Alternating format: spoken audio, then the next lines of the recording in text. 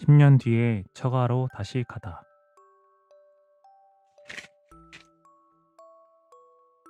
옛날 한 총각이 장가 간 지 얼마 지나지 않아서 새 각시를 데리고 처가에 놀러가게 되었다.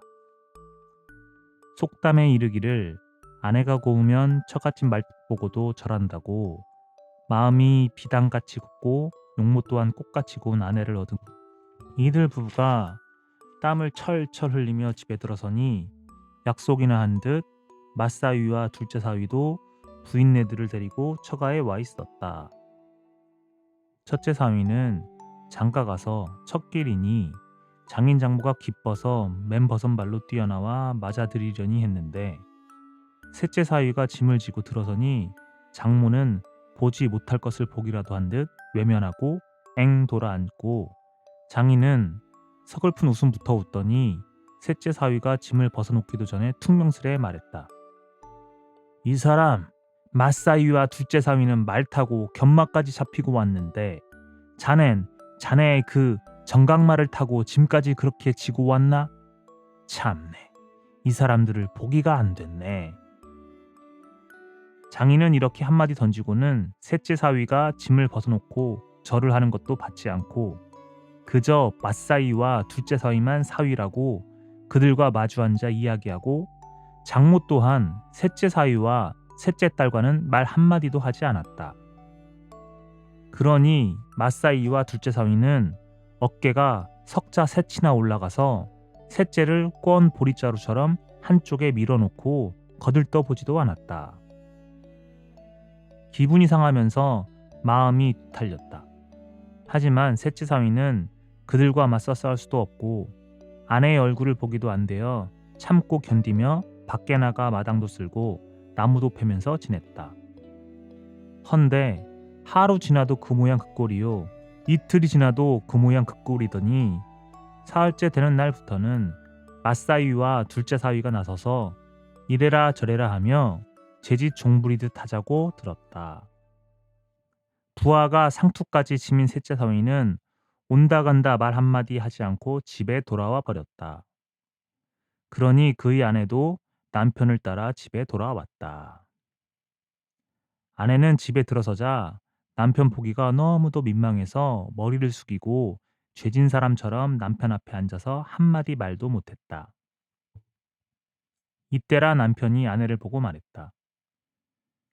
여보, 나같이 못 사는 남편을 만나서 당신까지 업심을 받았으니 내 사내대장부로 태어나 부인의 얼굴을 볼 면목조차 없게 됐소.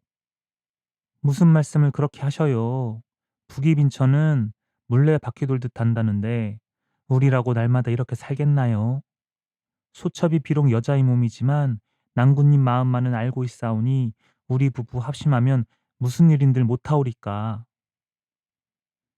젊은 부인이 이같이 말하자 남편은 벌써 속생각이 있었는지라 덥석 부인의 손을 잡고 자기 생각을 내놓았다.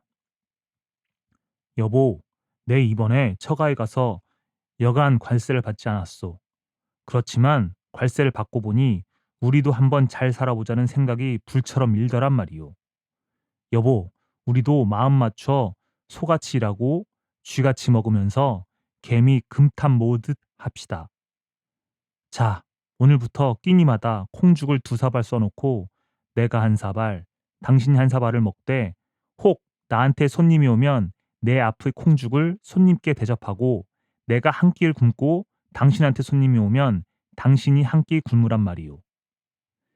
10년 동안 이렇게 먹으며 이를 악물고 벌면 우리라도 못 살겠소? 어떻소? 이렇게 할만하오? 낭구님 생각대로 하겠사옵니다. 부부 사이에 이렇게 금석같이 굳은 약속을 하고는 그때부터 그들은 말과 같이 끼니마다 콩죽 2사발을 써서 한 사람이 1사발씩 먹고는 부지런히 일하기 시작했다. 남편은 밖에 나가 남의 집 밭도 갈아주고 김도 매주면서 하루도 쉬지 않고 일했으며 아내도 밖에 나가서 남의 집 농김도 매주고 옷도 해주면서 하루도 편히 집에 앉아 놀지 않았다. 때로 손님이 찾아와서 남편이 끼니를 굶을 때도 있었고 부인이 끼니를 굶을 때가 있었지만 이들은 약속한 대로 끼니는 굶어도 손의 일감은 떨구지 않았다. 세월이 흘러 4, 5년이란 세월이 지나니 이 집 살림은 차차 사람들의 눈에 띄게 늘어갔고 동네방네 그 소문이 퍼져 칭찬이 자자하게 되었다. 이때 장인은 그 사이 사위의 발길이 끊어지고 소식조차 없으니 대체 살았는지 죽었는지 알 수 없어서 사위 집으로 찾아왔다. 아버지가 딸 집에 찾아오니 사위는 길 닦기를 나가고 없었고 딸이 집에서 배를 짜다 아버지 오는 걸 보더니 달려나와 반갑게 맞아 주었다. 딸은 아버지가 왔다고 맛있는 채도 볶고 떡까지 해서 잘 대접하고는 천을 사다 버선을 만들어 올리고 두루마기도 새 두루마기를 지어 올렸다. 아버지는 딸내 살림 형편이 괜찮은지라 기뻐하며 놀다가 집으로 돌아가게 되었다.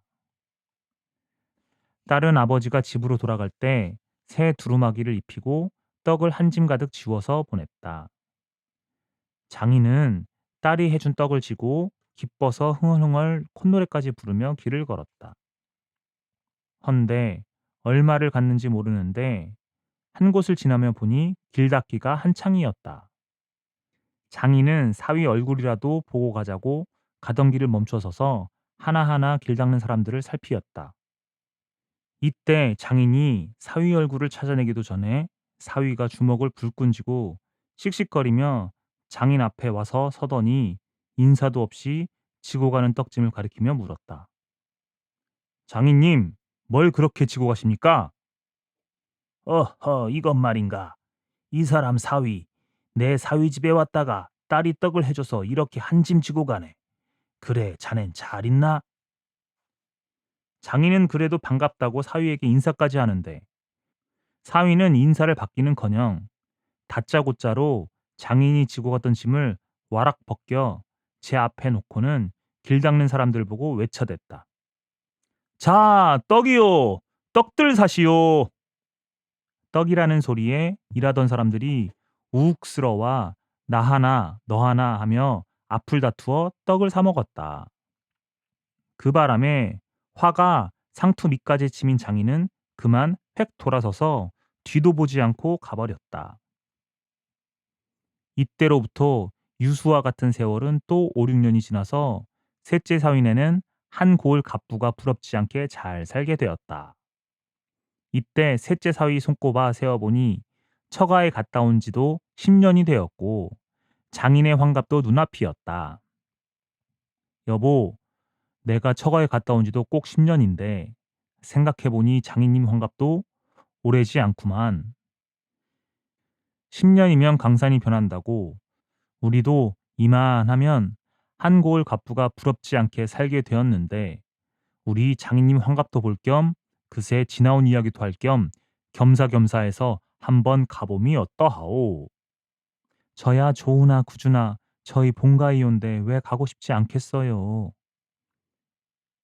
여보 부인 이번에 처가에 가면 전처럼 관세는 받지 않겠으나 내 장인님 노여움만은 풀어줘야 하겠소.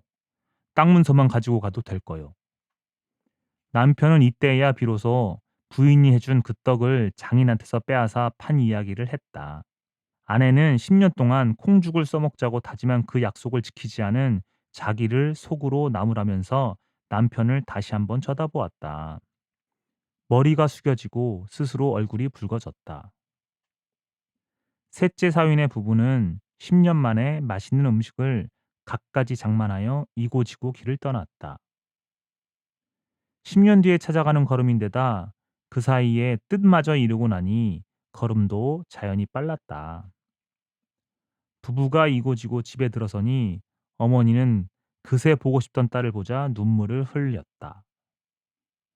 헌데 사위가 짐을 벗어놓고 장인 앞에가 코가 땅에 닿도록 절하며 인사를 하는데 장인은 획 돌아앉으며 퍼르댕댕해서 가라는 호령부터 뺐다.